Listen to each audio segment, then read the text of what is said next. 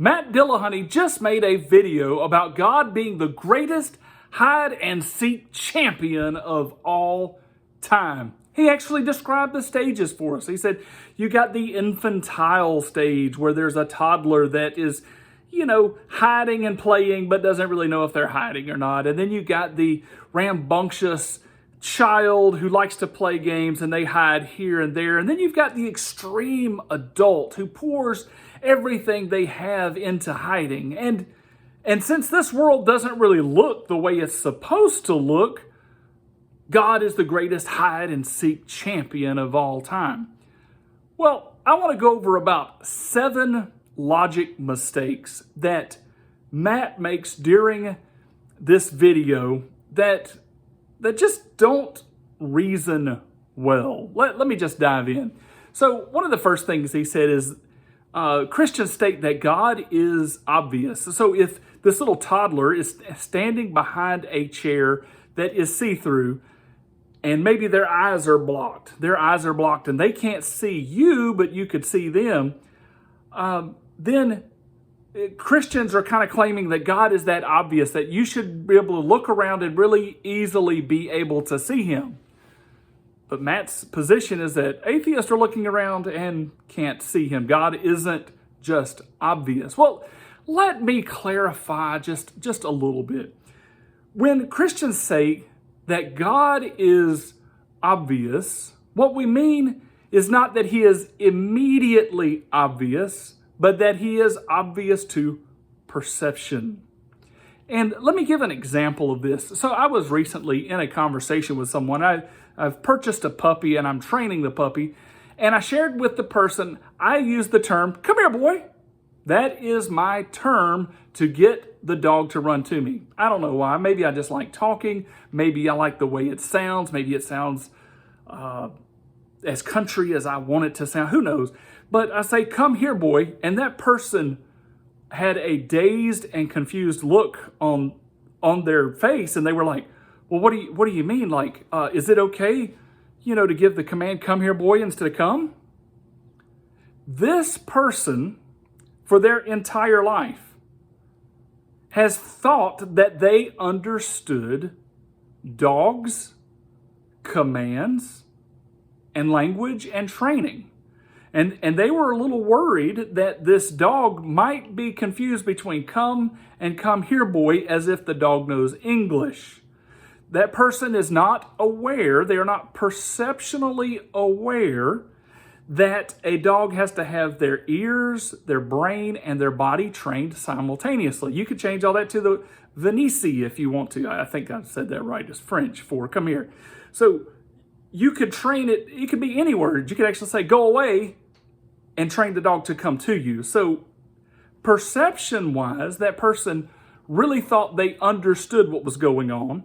And so when a Christian says it is obvious to see God and an atheist look around, I don't think so. It's like, well, if you get all of your reasoning correct and you get your perceptions in order, then God is very obvious and easy to see. The second mistake that I see was that Matt said that a personal relationship with God should be identical to a relationship with a person. That doesn't even sound logical. That doesn't even sound right. We're talking about 2 totally different things here. We're talking about God, who is portrayed as creator or the spirit of the universe or the father of all mankind, an essence that is beyond all of us, that is everywhere all at once, if you follow the Christian line of reasoning. And man is a created work that is meant to glorify God, and we're supposed to have a relationship with him. But where does Matt get that a relationship with God is supposed to be equivalent to a relationship with a human being? That's just made up. That is just his wishes, maybe. That may be the way some people think it, but who says that's anything near equal? So that is like saying that little puppy that I bought, that I'm training, my relationship with my puppy should be equivalent to my relationship with people in my family. That doesn't even compute. We know that there are some consistencies of how relations go. There's interaction back and forth. There is some intelligence difference. Who knows what else between us and animals, etc. But even though I do have a relationship with my puppy and have a relationship with people, it ain't the same relationship. And so with God, God is God. He is wholly different, as explained by the Bible. His thoughts are not our thoughts. His ways are not our ways. He says that I'm different than you. And so why would Matt try to constrain the logic to say, oh, the relationship's got to be identical? Well, I know why he would constrain it, because that makes it not work. But let's be open to the obvious here. When we're talking about God, we're not talking about a person. So one of the qualifications he was stating for actually engaging God would be to actually meet God. To meeting the person is the bare bones minimum, he says. Okay, I'm good with that. This is where Jesus pops in. Now, obviously, there's going to be some flashback and some pushback about the Trinity and Jesus, and just take the Christian model for a second and just think through it and just work with it. God is Jesus, Jesus is God, combined with the Holy Spirit, etc. And Jesus did come, and he absolutely convinced some people. And this is what Matt's saying. He's like, I would absolutely I'd have to meet Jesus Christ to be convinced. Okay, let's say that happened. Let's say that Matt had a way to meet Jesus Christ and become convinced. And all of a sudden he's convinced, and he's on the line now, the front line, and he's out there trying to convince. Would that convince anybody else? I don't know exactly all of the reasons that God would choose to meet with some and not meet with others, but since God is a spirit, and he's like, I do care about mankind, so I'm going to offer myself as the man Jesus.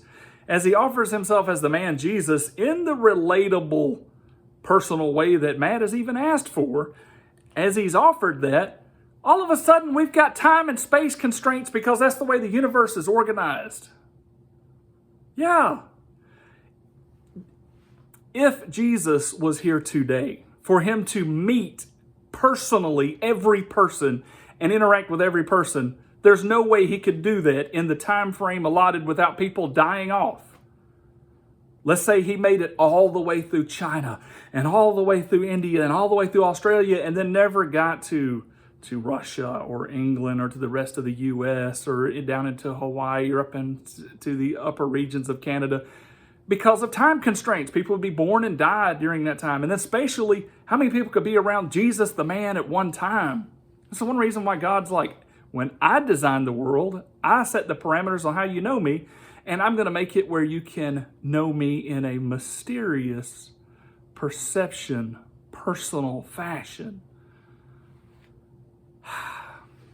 What about Matt's saying, the bare bones minimum I want to meet? I got to meet God. I got to meet God. Well, okay, there's some realities in life that they're just very real, such as, let's just say, I'm not convinced that nuclear reactor actually has a core. I want to see it for myself. Really? Yeah, I want to see it for myself. I've got to have proof that it's got a core. Okay, that's not a smart thing. I want to see it right now. Prove it to me. Or if we say there's a heart of a star, there's the inside middle of a star, and something's going on there. And no, I've got to see it for myself. That's probably not going to go well. What about then God, who is the creating force of the entire universe? A power so vast that we can't even fathom it. And you're just I'm gonna meet God. We'd be obliterated. And that's actually what the scriptures tell us. He's like, I created you so that I could live in you and I could be in your personalities and in your relationships with other people, connecting with those around you. That's the way I want to live in and through my people. I think it's an amazing design. Further, Matt throws a little shade and he says, it doesn't count, basically, when someone says, I can feel God when I read a book. Like that's really not going to... And I'm going to say, you can feel God when you read the book. But that doesn't count for anything because that's not a relationship with a person. I agree. I agree, Matt. I totally agree. Reading a book is not a relationship with a person. It's not even close. The two are not similar. It's like having a relationship with a dog and a relationship with a person. It's not even close. It's not similar. A relationship with God is different, just as we would expect it to be. And so, wow. Then he goes further into saying, he goes, you need a relationship with an actual thinking agent, not some kind of imaginary friend. And I think that's quite arrogant. That is quite arrogant. And here's the reason I say that. It's who knows the subjective experience of a person better than that person? So you watching this know your subjective experience much better than I know your subjective experience. I know my subjective experience better than you do, etc. And so within that, how is Matt the aficionado of what someone might be experiencing within themselves? But I'll try to explain it. I mean, I can try to explain it. So like, if I have an imaginary friend, the one thing I notice is that the imaginary friend does what I tell the imaginary friend to do. But God is nothing like that. God convicts you. God will chastise you. God will whisper strength to you when you need it. God will actually somehow or another hold your heart in his hands. And one of the ways that we know it's God is like, who's more familiar with a Christian's thoughts than the Christian themselves? We're around ourselves night and day, just like you're around yourself night and day. And I know my thoughts. And I know when there's a thought that's not my thought because it enters in and all of a sudden I'm not familiar with it and it's brand new. And it is the same as I receive thoughts from human beings that are brand new. When somebody brings in a new thought, I'm like, oh, that changes everything. Oh, that's definitely a thought from outside of myself. Well, we experience that also with Christ. When nobody else is around, when no other human beings are around, all of a sudden Christ might give you a thought that changes all of your perspective and you're like, oh, okay. So he's not just some kind of imaginary friend. Here's a fifth mistake that I saw. He said, basically, no one ever says, I found God. You know, because we could test that.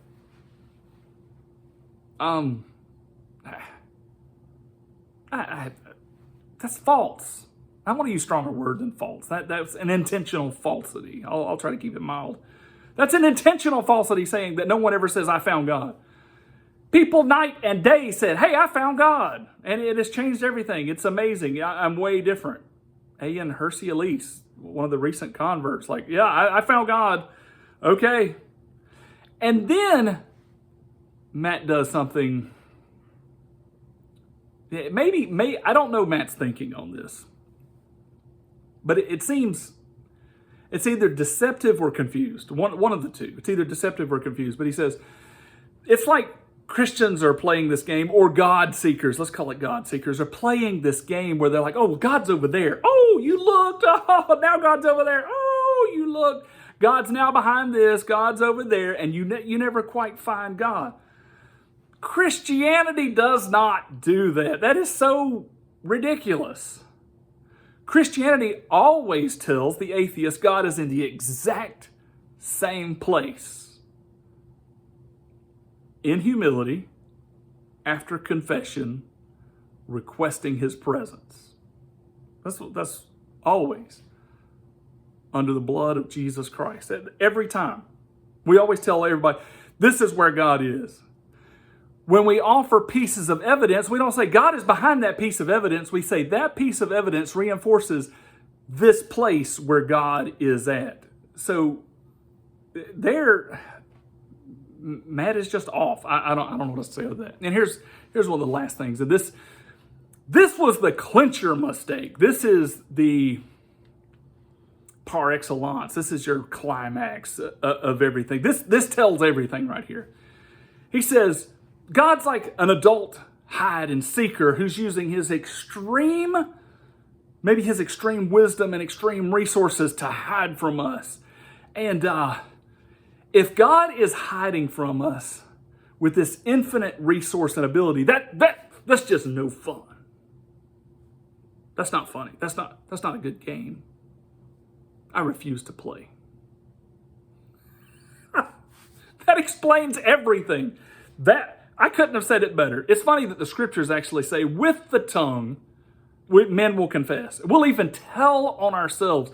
What is going on in our life will come out of our mouth, and we'll convict ourselves even. And that's what Matt said earlier. He's like, I'm going to clarify. He's like, if God has more resources than me, and if he's smarter than me, then that's no fun, and I'm not playing.